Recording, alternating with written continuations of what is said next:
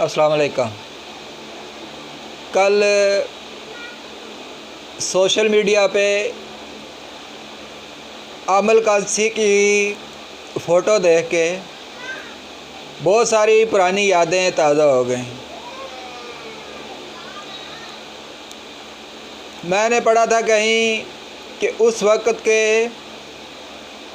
सदर जनाब फ़ारूक लगारी साहब खुद डीजी खां एयरपोर्ट पर आमल कासी को अमेरिका के हवाले करने के ऑपरेशन की निगरानी कर रहे थे और फिर जब उसको लेके गए अमेरिका और वहाँ पर जो आमल कासी ने बयान दिया और उसके बाद वहाँ के अटॉर्नी जनरल ने जो पाकिस्तानी कौम के लिए जो बात की थी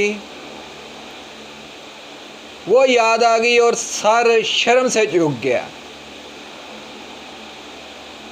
मैं जब होश संभाली मैंने तो मैं तकरीबन उस वक़्त सदर जिमी कार्टर का दौर था, अमेरिका के सदर जिमी कार्टर का दौर था। जब अपने मुल्क के सदर और वज़ीर आज़म को करप्शन के इल्ज़ामात में गिरफ़्तार देखता हूँ तो उनसे अपने मुल्क के मुआवजा करता हूँ तो अटॉर्नी जनरल की बात बिल्कुल सही लगती है। उसने पूछा कि कितने पैसे दिए हैं आमल कासी को लाने के, तो जो लेके गए थे CIA वाले उन्होंने पता नहीं कितने बताए थे। तो उसने तारीख़ी अल्फाज कहे थे पाकिस्तानी कौम के लिए। ये आज का जो लीडरान कराम है ये गौर से सुने। उसने कहा था कि ये तो इतने पैसों में अपनी माँ को बेच देते हैं, माँ जो धरती माँ है उसको बेच देते हैं।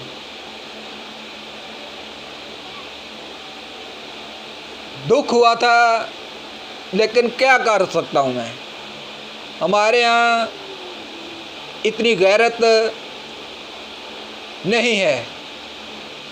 हम कोई दुबई बैठ के पाकिस्तान को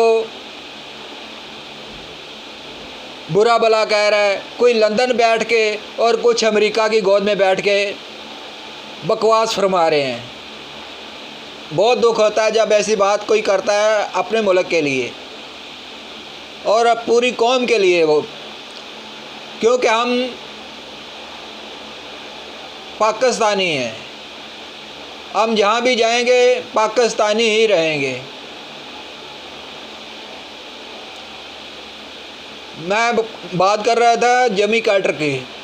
मैंने देखा है जिमी कार्टर, मैं उस वक़्त अखबार पढ़नी नई शुरू की थी जब तीसरी जमात में था।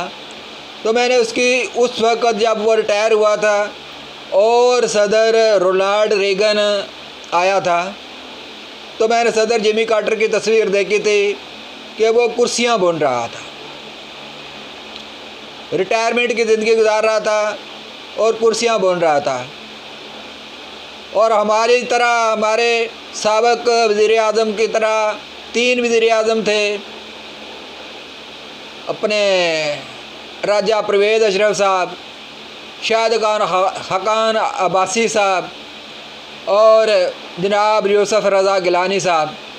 इन्होंने जो पिछले महीनों में कोहराम मचाया है, पाकिस्तानी कौम का सर शर्म से झुक गया है। खुदारा कुछ तो ख्याल करें।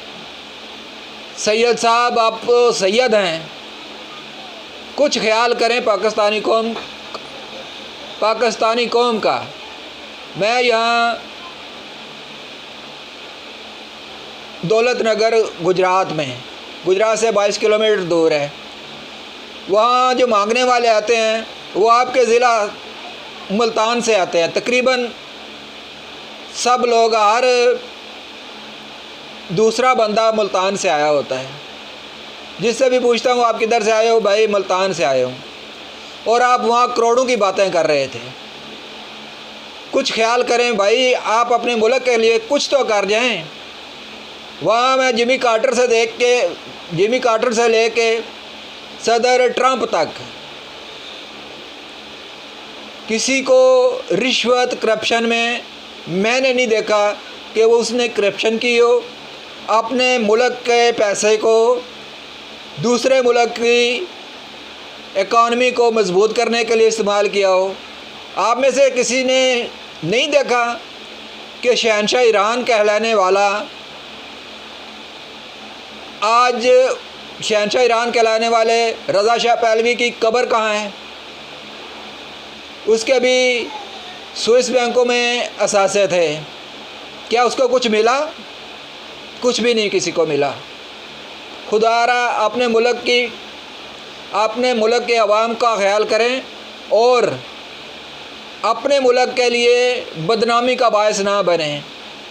अभी कल ब्रॉडशीट वाले केस में $15 लाख की फ़ाइल गायब है। कुछ पता नहीं है। ओ खुदारा कुछ ख्याल करो यार, कुछ ख्याल करो। आप लोग तो मुग़ल बादशाहों से भी बढ़ गए हो। कुछ ख्याल करो खुदारा, कुछ ख्याल कर लो। वो पाकिस्तान की तरक्की के लिए कुछ कर लो। जो आप लोगों को वोट देते हैं, कुछ उनके लिए कुछ सोच लो। अल्लाह ताला आपको जज़ा खैर दे। अस्सलामु अलैकुम। पाकिस्तान जिंदाबाद।